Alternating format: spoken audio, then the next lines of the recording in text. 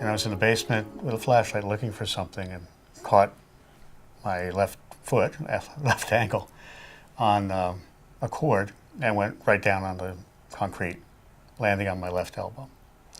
The result of that was a hairline fracture, a lot of bleeding, which got under control.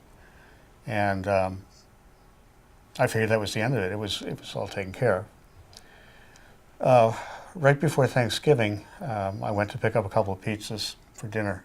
Actually, on the way bringing them back, coming out of the back door of the pizzeria, I tripped over some stairs that were new, and I didn't realize they were there, and I actually fell up the stairs, again landing on my left elbow, which I knew was not good at that time. So, because it was the day before Thanksgiving, I didn't really do anything about it on Thanksgiving.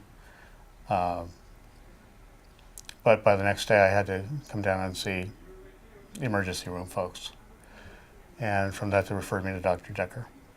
I did, in part, think, well, this may be it. You may not be able to use that arm the way you used to ever again.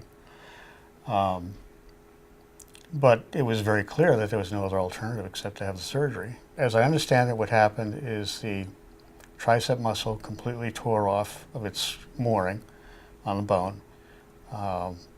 Also, the end cap, if you will, of the elbow completely broke off. And there was, I guess, a fluid sac of some kind that developed, and that had to be removed also.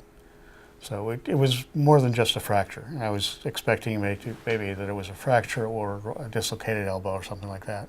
He, at every stage, has explained what the options were and what, in the case of surgery, what would happen. Now, it was a little bit different than what he had planned, again, because there was damage he didn't know about until he got in.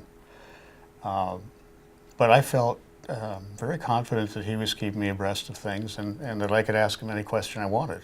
I really had no concerns about doing that.